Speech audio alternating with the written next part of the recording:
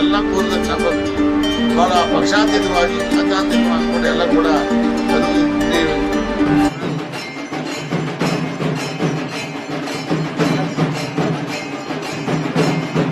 ಕೋಲಾರ ಗ್ರಾಮಾಂತರ, ಬಂಗಾರಪೇಟೆ ತಾಲೂಕು, ಬೇತ್ಮಂಗ್ಲ ರೋಡು, ಉತ್ತೂರು ಹೋಬಳಿ, ವಲ್ಲಂಬಳ್ಳಿ ಗ್ರಾಮದಲ್ಲಿ ಇಂದು ಗ್ರಾಮದೇವತೆ, ವನದೇವತೆ ಶ್ರೀ ಚೌಡೇಶ್ವರಿಯ 17ನೇ ವಾರ್ಷಿಕೋತ್ಸವ ಗ್ರಾಮಸ್ಥರು ತುಂಬ ಅದ್ಧೂರಿಯಾಗಿ ವಿಜೃಂಭಣೆಯಿಂದ ಆಚರಿಸುತ್ತಿದ್ದಾರೆ.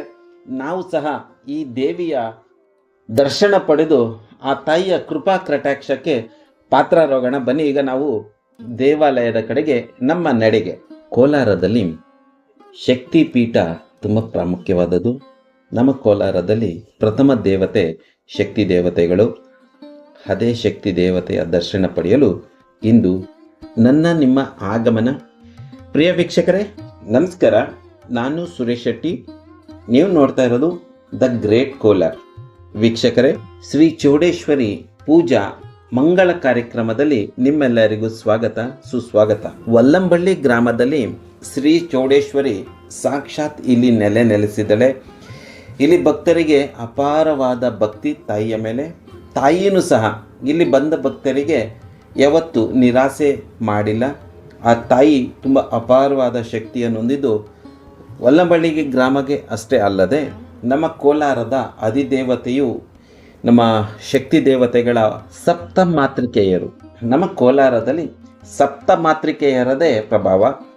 ಕೋಲಾರದಲ್ಲಿ ನೀವು ಯಾವುದೇ ದೇವಾಲಯಕ್ಕೆ ಹೋದ್ರೂ ಅಲ್ಲಿ ಸಪ್ತ ಮಾತೃಕೆಯರ ಪ್ರಭಾವ ಇದ್ದೇ ಇರುತ್ತೆ. ಅಲ್ಲಿ ನಿಮಗೆ ಸಪ್ತ ಮಾತೃಕೆಯೆಲ್ಲ ನೋಡಲು ಕಾಣಸಿಗುತ್ತದೆ. ಪ್ರಿಯ ವೀಕ್ಷಕರೇ, ಶಕ್ತಿ ದೇವತೆ ಶ್ರೀ ಚೌಡೇಶ್ವರಿಯ ದರ್ಶನ ಪಡೆಯೋಣ ಬನ್ನಿ. ಆ ದೇವಿಗೆ ಜೈಕಾರವನ್ನು ಹೇಳುತ್ತಾ ಮನದಲ್ಲಿ ಭಕ್ತಿಯನ್ನು ತುಂಬಿಕೊಂಡು ಆ ತಾಯಿಯನ್ನ ನೆನೆಸುತ್ತಾ ನಾವು ದೇವಿಯ ದರ್ಶನಕ್ಕೆ ತೆರಳುತ್ತಿದ್ದೇವೆ.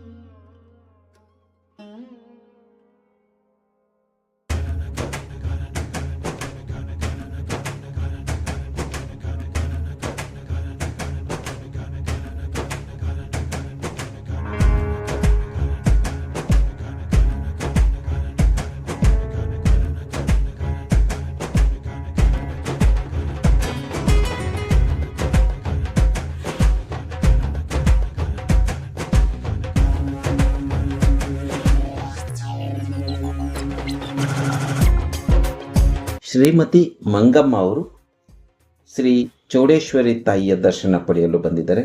ವೀಕ್ಷಕರೇ, ಶ್ರೀಮತಿ ಮಂಗಮ್ಮ ಸಿ ಮುನುಸ್ವಾಮಿ ಪಬ್ಲಿಕ್ ಸ್ಕೂಲಿನ ಸಂಸ್ಥಾಪಕರು. ಈಗ ಸಿ ಮುನುಸ್ವಾಮಿ ಅವರ ವಿಷಯಕ್ಕೆ ಬಂದರೆ, ಸಿ ಮುನುಸ್ವಾಮಿ ಅವರು ಡಿಸ್ಟ್ರಿಕ್ಟ್ ಅಡ್ಮಿನಿಸ್ಟ್ರೇಟಿವ್ ಆಗಿ ಸೇವೆ ಸಲ್ಲಿಸ್ತಾ ಇದ್ರು. ಸಿ ಮುನುಸ್ವಾಮಿ ಪಬ್ಲಿಕ್ ಸ್ಕೂಲಲ್ಲಿ ತುಂಬ ಕಮ್ಮಿ ದರದಲ್ಲಿ ಮಕ್ಕಳಿಗೆ ವಿದ್ಯಾಭ್ಯಾಸ ಕೊಡಲಾಗ್ತದೆ. ಆದ್ದರಿಂದ ಇವರಂದರೆ ನನಗೆ ತುಂಬ ಗೌರವ. ನಮಸ್ಕಾರ ಮಂಗಮ್ಮ ಅವರೇ. ಇವಾಗಲೂ ಭಾಳ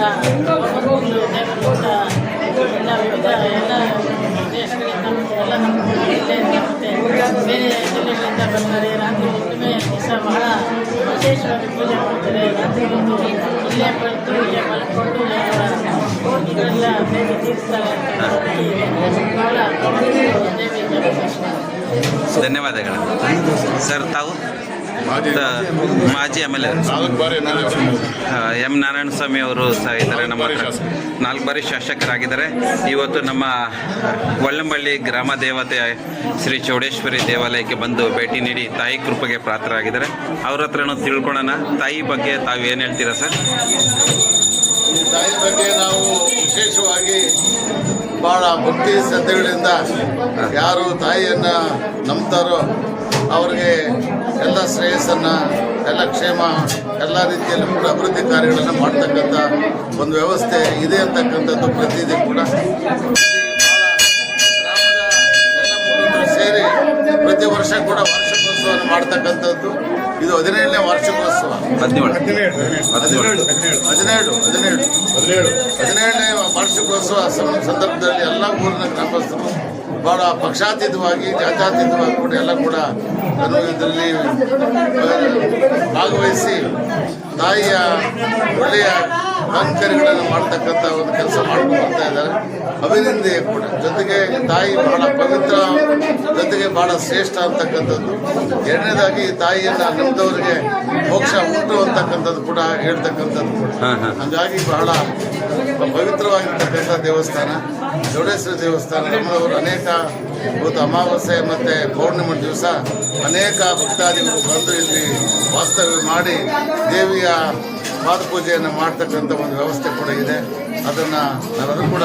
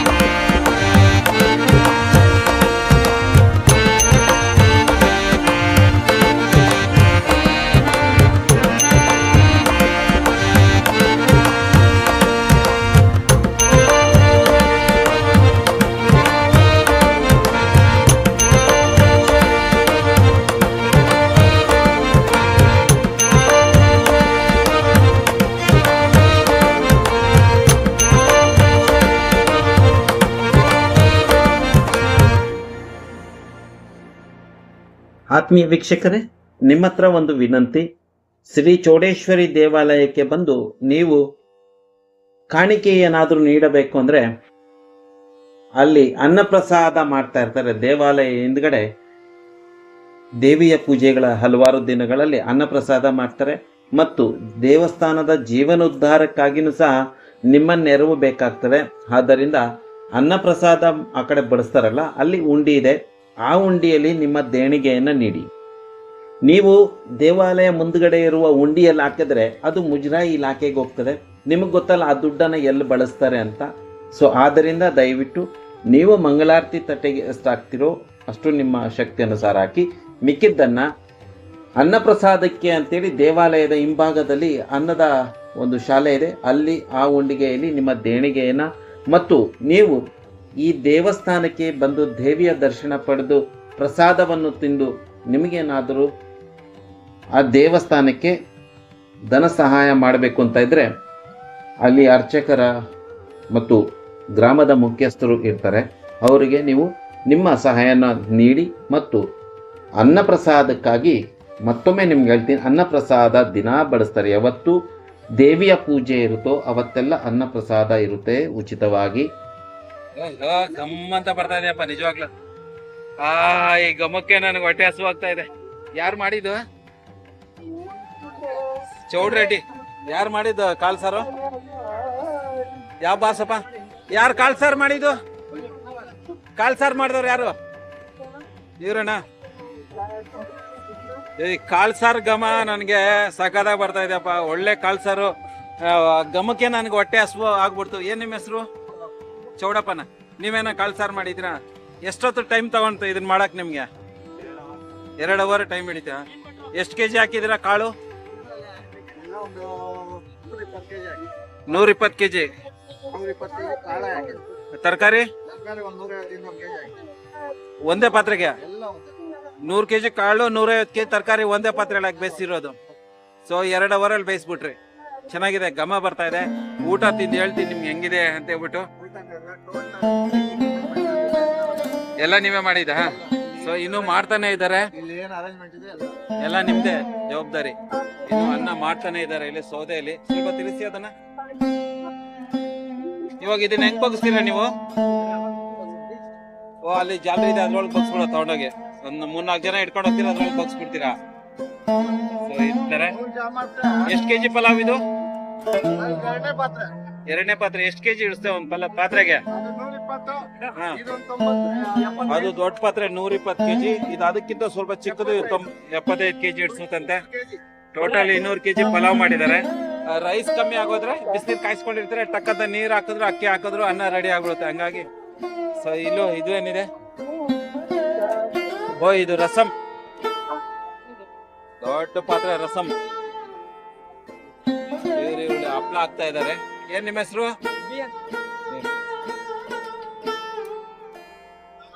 ಸೊ ಈ ದೊಡ್ಡ ಪಾತ್ರೆ ಖಾಲಿ ಆಗಿದೆ, ಇನ್ನೊಂದು ಪಾತ್ರೆ ರೆಡಿ ಮಾಡಿ ಇಟ್ಕೊಂಡಿದ್ದಾರೆ. ಇಲ್ಲಿ ಮಜ್ಜಿಗೆ ಇದೆ, ತಗೊಂಡ ಬನ್ನಿ. ಮಜ್ಜಿಗೆ ಆಗಿದೆ. ಮಜ್ಜಿಗೆ ಒಂದು ಗ್ಲಾಸ್ ಕೊಡಪ್ಪ ನೋಡೋಣ. ಮಜ್ಜಿಗೆ ಗಟ್ಟಿಯಾಗಿದೆ, ಕುಡಿದು ನೋಡಿ ಹೇಳ್ತೀನಿ ಹೇಗಿದೆ ಅಂತ.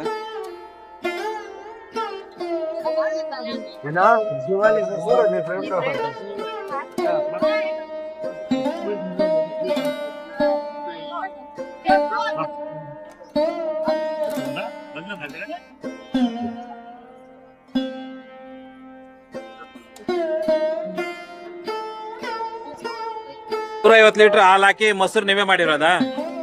ಸೊ 150 ಲೀಟರ್ ಹಾಲಿನ ಮೊಸರು ಮಜ್ಜಿಗೆ ಮಾಡಿದ್ದಾರೆ. ತುಂಬಾ ಚೆನ್ನಾಗಿದೆ ಮಜ್ಜಿಗೆ. ಹೆಸರು ಬೇಳೆ ಇಲ್ಲಿ ಬಟ್ಟೆಗಳೆಲ್ಲ ಕಟ್ ಮಾಡ್ತಾ ಇದ್ದಾರೆ ಸತಕ್ಕೆ ಹೆಸರು ಬೇಳೆಗೆ.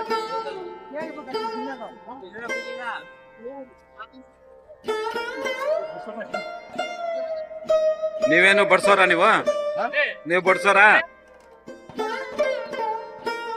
ಉಪ್ಪು ಹಾಕೊಂಡೋಗಿದ್ದಾರೆ. ಒಬ್ರು ಉಪ್ಪಿನಕಾಯಿ ಹಾಕೊಂಡ್ ಬರ್ತಾ ಇದಾರೆ. ಜನ ಊಟ ಮಾಡ್ತಾ ಇದಾರೆ ಈ ಕಡೆ.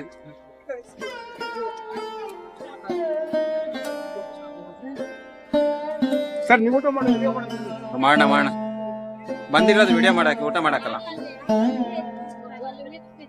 ಸೊ ಫಸ್ಟ್ ಉಪ್ಪು, ಉಪ್ಪಿನಕಾಯಿ, ನೀರು ಬರುತ್ತೆ. ಆಮೇಲೆ ಬೇರೆ ಬೇರೆ ಒಂದೊಂದೇ ಬರುತ್ತೆ. ಹೆಸರು ಬೇಳೆ ಬರುತ್ತೆ ನೋಡಿ, ಹೆಸರು ಬೇಳೆ ಬರ್ತಾ ಇದೆ.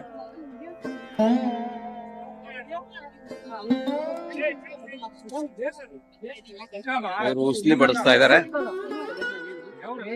ಇವರು ಕೋಸ್ ಪಲ್ಯ ಬಳಸ್ತಾ ಇದಾರೆ. ಇವ್ರೇನ್ ಬಡಿಸ್ತಾ ಇದಾರೆ? ಇವ್ರು ಹಪ್ಳ ಹಾಕ್ತಾ ಇದಾರೆ. ಸೊ ಈಗ ಇವ್ರು ಹಪ್ಳ ಹಾಕದ್ಮೇಲೆ ಇಲ್ಲೂ ಇವ್ರೇನ್ ಬಡಿಸ್ತಾ ಇದಾರೆ? ಆಹಾ ಚೋಡಪ್ಪ, ಇಲ್ಲೇ ತಿಂತಾ ಇದೀಯ ನೀನು? ಸ್ಟಾರ್ಟ್ ಮಾಡಿ. ಏನಿದು? ಪಲಾವ್.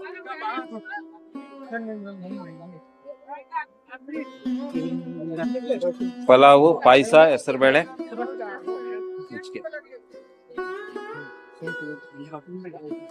ಇದು ಪಾಯಸ.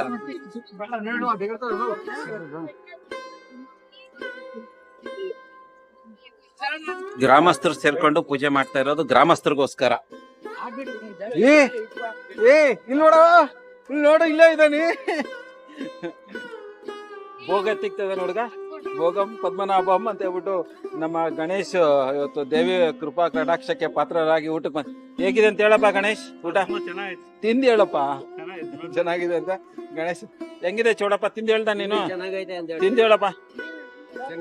ಚೆನ್ನಾಗೈತಾ? ಇವರೆಲ್ಲ ತಿಂತಾ ಇದಾರೆ. ಇನ್ನೂ ಸಿಕ್ಕಾಪಟ್ಟೆ ಜನ ಇದಾರೆ. ಇನ್ನೂ ಒಂದೆರಡು ಬಂತಿ ನೋಡ್ಕೊಂಬರೋಣ ಪಂಗೆ ಅವಣ.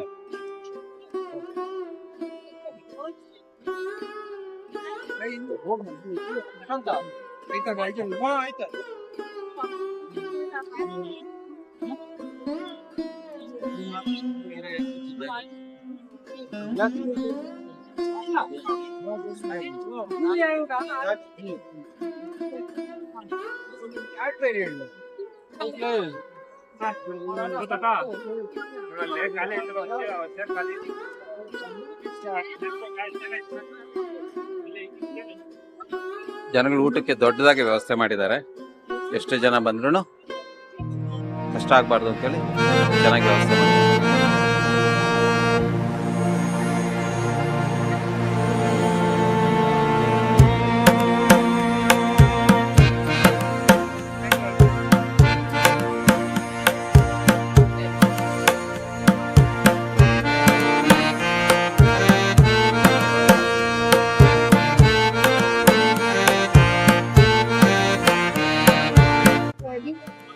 ಹೆಸರುಬೇಳೆ ಚೆನ್ನಾಗಿದೆ,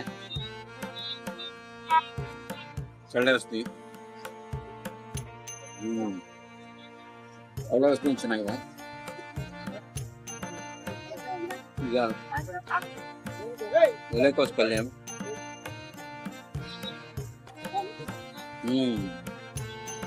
ಎಲೆಕೋಸು ಪಲ್ಯ ಚೆನ್ನಾಗಿದೆ. ಸ್ವೀಟ್ ಬಂದೀಗ. ಸ್ವೀಟ್ ಅಂದ್ರೆ ನನ್ಗೆ ಇಷ್ಟ. ಪಲಾವ್ ಬಂದಿದೆ, ಬಿಸಿ ಬಿಸಿಯಪ್ಪ ತಿನ್ನಕ್ಕಾಗಲ್ಲ ನನ್ನ ಕೈಲಿ. ಕಾಲ್ ಸಾರು ಬಂದಿದೆ, ಕಾಲ್ ಸಾರು ಬಗ್ಗೆ ಸಖತ್ತಾಗಿದೆ. ಕಾಲ್ ಸಾರು ತುಂಬಾ ಚೆನ್ನಾಗಿದೆ. ಗಣೇಶ ಪಾಯಸ ಬಡಿಸ್ಬಿಟ್ಟೋಗಿದ್ದೀನಿ. ಚೆನ್ನಾಗಿದೆ, ತುಂಬಾ ಚೆನ್ನಾಗಿದೆ. ಸ್ವಾಮಿ ಬಡ್ಸಕ್ ಬಂದ್ಬಿಟ್ಟಿದ್ದಾನೆ, ಬಡ್ಸಕ್ ಕೆಲಸನೂ ಮಾಡ್ತಾ ಇದ್ದಾನೆ ಗಣೇಶ ಇವತ್ತು.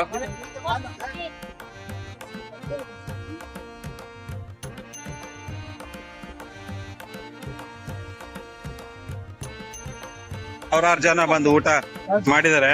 ಈ ಊಟಕ್ಕೆಲ್ಲ ವ್ಯವಸ್ಥೆ ಮಾಡಿದ್ರು. ಸರ್ ನಮಸ್ಕಾರ. ನಮಸ್ಕಾರ. ತಮ್ಮ ಹೆಸರು? ನಮ್ಮ ಹೆಸರು ರಮೇಶ್ ಗೌಡ ಅಂತೀನಿ. ರಮೇಶ್ ಗೌಡ್ರೆ, ಇಷ್ಟು ಸಾವಿರಾರು ಜನಕ್ಕೆ ಊಟದ ವ್ಯವಸ್ಥೆ ಮಾಡಿದೀರಾ, ಯಾರು ಮಾಡಿರೋದು? ಎಲ್ಲ ಸುತ್ತ ಗ್ರಾಮಸ್ಥರೆಲ್ಲ ಸೇರಿ ಪ್ರತಿ ವರ್ಷ ಮಾಡ್ತೀವಿ. ಇವಾಗೂ ಗ್ರಾಮಸ್ಥರೆಲ್ಲರೂ ಸೇರಿ ಸೇರಿ ಚಂದ ಕಲೆಕ್ಷನ್ ಮಾಡಿ ಅವ್ರ ಭಕ್ತಿ ನಾವೇನು ಅಬ್ಜೆಕ್ಷನ್ ಮಾಡಲ್ಲ, ಕೊಡಿ ಅಂತ ಕೇಳಲ್ಲ. ಅವ್ರ ಭಕ್ತಿಯಿಂದ ಕೊಟ್ರೆ ನಾವು ತಗೊಂತೀವಿ, ಎಲ್ಲ ಕೈ ಜೋಡಿಸಿ ಮಾಡ್ತೀವಿ. ಇವಾಗ ಎಲ್ಲರೂ ಸಹಕಾರದಿಂದ ಇಷ್ಟು ಸಾವಿರಾರು ಜನಕ್ಕೆ ಊಟದ ವ್ಯವಸ್ಥೆ ಮಾಡಿದೀರಾ. ಸೊ ಧನ್ಯವಾದಗಳು. ತಮ್ಮ ಹೆಸರು? ಓಹೋ, ನೀವೆಲ್ಲರೂ ಸೇರಿ ಇಲ್ಲಿ ಒಳ್ಳೆ ಒಂದು ಊಟದ ವ್ಯವಸ್ಥೆ ಮಾಡಿ ಜನಗಳಿಗೆಲ್ಲ ಸಹಾಯ ಮಾಡಿದೀರ. ಆತ್ಮೀಯ ವೀಕ್ಷಕರೇ, ತಾಯಿಯ ಚರಿತ್ರೆಯನ್ನ, ತಾಯಿಯ ಇಲ್ಲಿನ ಮಹಿಮೆಯನ್ನ, ತಾಯಿ ಇಲ್ಲಿ ಹೇಗೆ ನೆಲೆಸಿದಳು, ಹೇಗೆ ಕನಸಲ್ಲಿ ಬಂದು ಇಲ್ಲಿ ನೆಲೆಸಬೇಕು ಅಂತ ತಾಯಿ ಆಜ್ಞಾಪ ಮಾಡಿದಳೋ, ಈ ಎಲ್ಲ ವಿಷಯಗಳನ್ನು ಈ ವಿಡಿಯೋದಲ್ಲಿ ಹಂಚ್ಕೊಳಕ್ಕಾಗಲಿಲ್ಲ. ಆದ್ದರಿಂದ ಮತ್ತೊಮ್ಮೆ ವಿಡಿಯೋ ಚಿತ್ರೀಕರಣ ಮಾಡಕ್ಕೆ ಬಂದು ನಿಮ್ಮ ಜೊತೆಲಿ ಆ ತಾಯಿಯ ಚರಿತ್ರೆಯನ್ನು ಹಂಚ್ಕೊಳ್ತೀನಿ.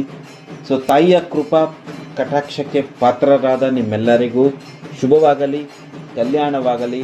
ಓಂ ಶಾಂತಿ ಶಾಂತಿ ಶಾಂತಿ.